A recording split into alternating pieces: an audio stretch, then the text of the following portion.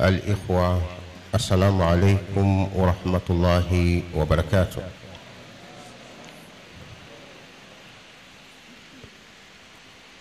Tamko la viongozi wa taasisi za Kiislamu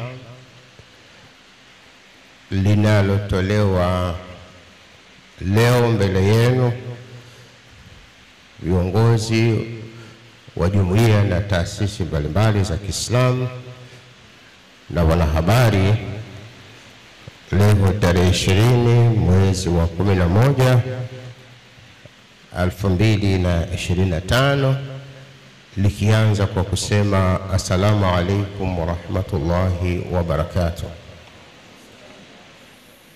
Awali ya yote tunamshukuru Allah subhanahu wa ta'ala, mwingi wa rehma na mwingi wa ukarimu, na tunamtakia rehma na amani mtume wetu Muhammad sallallahu alaihi wasallam, yeye na ali zake na masahaba zake wote na waliofuata mwongozo wake hadi siku ya kiyama. Sisi viongozi wa taasisi za Kiislamu kama zilivyokwisha tajwa na katibu mkuu wa Baraza Kuu la Jumuiya na Taasisi za Kiislamu, katibu mkuu wa Baraza Kuu la Waislamu Tanzania, kwa idadi ya taasisi 26 na baadhi ya taasisi ambazo zimechelewa kuleta majina yao, kwa idadi yao inafikia taasisi 30, chini ya kiongozi wetu Mufti na Sheikh Mkuu wa Tanzania Dr. Abubakar bin Zubair bin Ali, tumekutana leo tarehe 20 Novemba 2025 katika itikafu hapa msikitini, msikiti wa Mfalme wa Sita, Mfalme Muhammad, ambapo pia ni makao makuu ya BAKWATA au Baraza Kuu la Jumuiya, Baraza Kuu la Waislamu Tanzania. Itikafu ni ibada maalum inayofanyika ndani ya msikiti kwa kujitenga na mengine yote ili kujikurubisha kwa Allah subhanahu wa ta'ala, kutafuta radhi zake. Ibada hii hutumiwa na waumini kufikisha vilio na dua zao kwa Mwenyezi Mungu subhanahu wa ta'ala asiyeshindwa na jambo lolote. Tumeona ni muhimu kuwa na ibada hii ya itikafu baada ya matukio mazito yaliyokumba nchi yetu siku ya uchaguzi mkuu uliofanyika tarehe 29 mwezi wa 10 2025. Tumefanya hivi ili kutii amri ya Mwenyezi Mungu subhanahu wa ta'ala kama inavyosomeka katika Qur'an, fafirru ila Allah inni lakum minhu nadhirun mubin. Tumekusanyika pia kuitikia wito wa Mola wetu usemao, ya ayyuhalladhina amanu taqullaha wabtaghu ilayhi alwasila, ambao tafsiri yake nasema, enyi mlioamini mcheni Mola wenu, tokeni ngazi ya kufikisha maombi yenu kwake kwa ibada. Hii ni katika sura Al-Maida aya 35. Ndugu waandishi wa habari, ndugu viongozi wa jumuiya na taasisi za Kiislamu, mtakumbuka kuwa kampeni za uchaguzi mkuu wa siasa 2025 zilifanyika kwa njia ya amani na utulivu. Upigaji kura ulianza vizuri katika mikoa mingi, ambapo wananchi walijitokeza kupiga kura kwa amani hadi jioni bila ya kuwepo vurugu. Hata hivyo, katika baadhi ya mikoa kulijitokeza fujo zilizolenga kuvuruga zoezi la kupiga kura na wakati fulani kuhesabu kura. Katika vurugu hizo, nyumba na vituo vya mafuta vilichomwa, miundombinu ya umma iliharibiwa, biashara za watu binafsi zilivamiwa na kuchomwa moto, vituo vya polisi vilishambuliwa, ofisi kadhaa za chama kimoja cha siasa zilichomwa moto, majengo ya serikali kuu na serikali za mitaa yalivamiwa na kuchomwa. Kubwa zaidi, watu wajeruhiwa na kupoteza maisha, wakiwemo askari ambao walijitokeza kulinda mali na maisha ya raia. Sisi wana taasisi za Kiislamu nchini Tanzania tunalaani matukio haya na tumesikitishwa sana na vifo vilivyotokea, upotevu wa mali za watu, uharibifu wa miundombinu uliotendeka. Tumehuzunishwa sana na hali hii ambayo pamoja na mambo mengine imeathiri taswira ya nchi yetu. Ndugu viongozi wa jumuiya na taasisi Islamu na wanahabari, mtakumbuka kwamba baada ya matukio haya yalitokea matamko mbalimbali. Yapo matamko yaliyotaka wananchi watulie, maridhiano yafanyike ili nchi yetu irejee katika hali yake ya kawaida. Kwa upande mwingine, na yako matamko ambayo kwa maudhui yake yamechochea na kuamsha hasira kwa namna ambayo yanahatarisha amani na utulivu, mshikamano na umoja wetu tuliojenga kwa miaka mingi tangu kuasisiwa kwa taifa letu. Kutokana na hali hiyo, tumeingia katika itikafu hii kumkimbilia Mwenyezi Mungu Subhanahu wa Ta'ala, Mola wetu, kwa dua na ibada, kuwaombea wote waliofariki na waliopata hasara.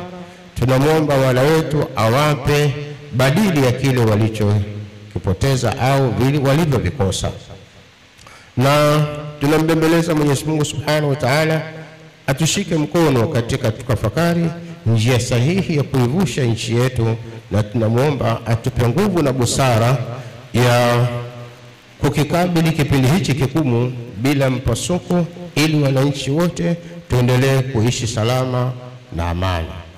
Baada ya kutafakari kwa kina, tunatamka na kuazimia mambo yafuatayo. La kwanza, kupokea kwa heshima kubwa na kuunga mkono hotuba ya Mheshimiwa Rais Dr. Samia Suluhu Hassan, Rais wa Jamhuri ya Muungano wa Tanzania, aliyoitoa katika uzinduzi wa Bunge la 13 jijini Dodoma tarehe 14 Novemba 2025. Namba 2, tunaunga mkono hatua ya Mheshimiwa Rais kuunda tume huru ya uchunguzi yenye madhumuni aliyotamka kwenye hotuba yake. Ninanukuu: serikali imechukua hatua ya kuunda tume ya kuchunguza yaliyotokea, Equity Commission, ili tujue kiini cha tatizo. Taarifa hiyo itatuongoza kujielekeza kwenye mazungumzo ya kuleta maelewano na amani.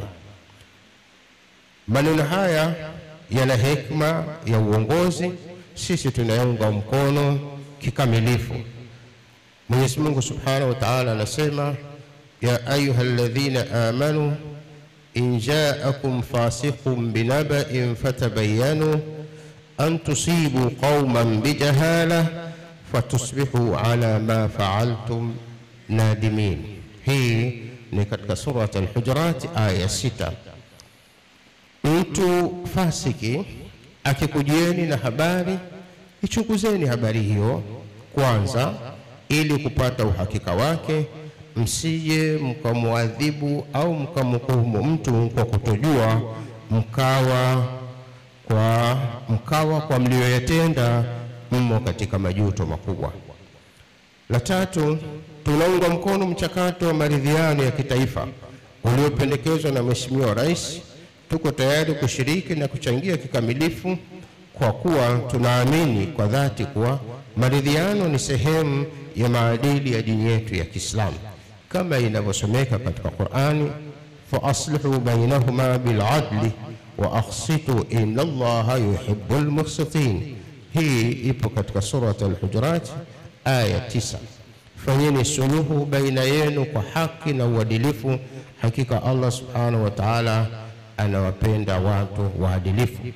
Jambo la 4, msingi wa maridhiano hayo lazima ujikite kwenye uadilifu na dhamira njema, na sio juu ya vurugu, la muda mfupi au mashinikizo ya kisiasa au wanaharakati. Tuko tayari kuwa daraja ya kuunganisha Watanzania kufikia suluhu hiyo. La tano, tunapendekeza uwepo uchunguzi wa kina usiopendelea upande wowote ili kubaini waliochochea, waliopanga na kuratibu uhalifu uliotokea. Uchunguzi huo lazima ufanywe kwa watu binafsi, wanasiasa na taasisi mbalimbali zilizomo ndani ya jamii yetu. Jambo la sita, maridhiano kamwe yasiwe kichaka cha kuficha uhalifu. Wenye hatia wajulikane, wasio na hatia walindwe, na haki isimame sawa bila ya kupindishwa. Jambo la saba, mchakato wa maridhiano pamoja na umuhimu na ulazima wake kamwe usizibe macho tukashindwa kuondoa mzizi wa fitna uliozaa maafa haya yaliyoitikisa dola na taifa letu. Namba 8, serikali iwaangalie kwa jicho la huruma wale wote waliopoteza nafsi zao, nafsi za ndugu zao, kuharibika kwa mali zao na biashara zao. Pia iwafariji kutokana na majanga hayo yaliyokuta. Namba 9, tunaipongeza serikali kwa kutambua kuwa miongoni mwa waliokamatwa kulikuwemo vijana na wananchi waliofuata mkumbo bila ya dhamira mbaya. Juhudi za kuwatambua na kuwarejesha katika familia zao ni hatua ya uadilifu tunayoiunga mkono. Namba 10, kwa kuwa dini zetu zote Tanzania zinapinga uhalifu, chuki, uharibifu wa mali na machafuko, inawapasa viongozi wote wa dini kuikanya jamii dhidi ya uovu huo, kuhimiza kusameheana na mshikamano baina yao, la sivyo nchi yetu haitopona jeraha hili baya lililotupata. Namba 11, tunataka Waislamu na Watanzania wote kwa jumla pale wanapolazimika kudai haki zao, iwe ni serikalini au popote pale katika nchi yetu, wadai haki hizo kwa kufuata taratibu na sheria tulizoziweka katika nchi yetu. Kufuata sheria na taratibu katika kudai haki kutahakikisha kwamba haki ya Watanzania wengine nazo hazivunjwi.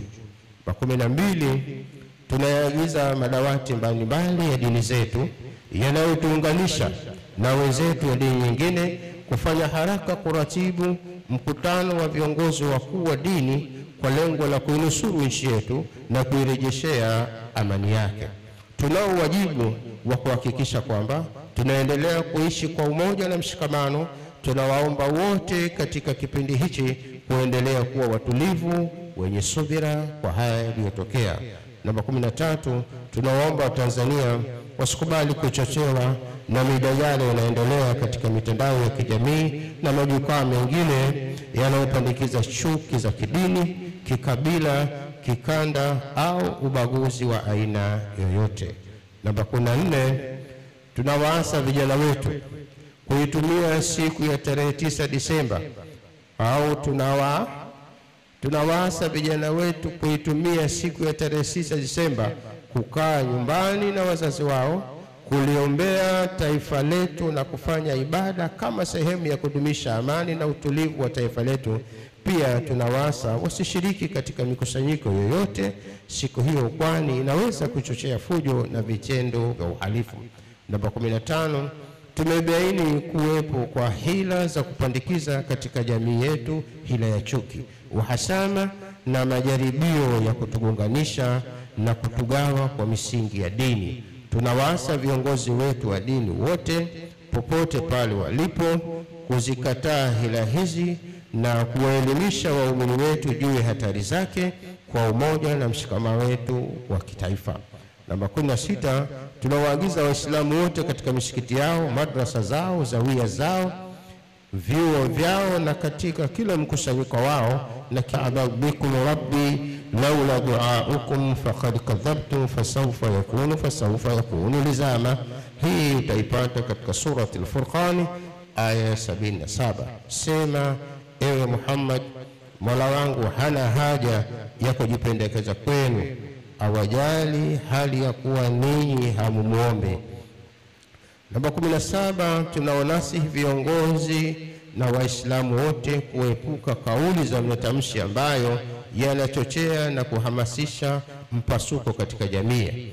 Mheshimiwa Mufti anatoa rai tutumie maneno ya kauli za kujenga na kuleta umoja na kuwa daraja kati ya Waislamu na baina yetu na Watanzania wengine wasiokuwa Waislamu. Tanzania ndiyo nchi yetu, hatuna nyingine. Tuinusuru amani yetu isijaribiwe au isichezewe. Sisi taasisi za Kiislamu tunalinda amani hiyo kwa gharama yoyote, au sisi taasisi za Kiislamu tutalinda amani hiyo kwa gharama yoyote. Tunamwomba Mwenyezi Mungu Subhanahu wa Ta'ala atukubalie itikafu yetu, atuepushie fitna, atuunganishe mioyo yote na Watanzania wote, atuongoze katika maamuzi ya heri yanayoletea taifa letu mustakbalu mwema. Wassalamu alaikum wa rahmatullahi wa barakatuh. Mimi ni Sheikh Kundecha kwa niaba ya jumuiya na taasisi za Kiislamu. Wassalamu alaikum wa rahmatullahi wa barakatuh.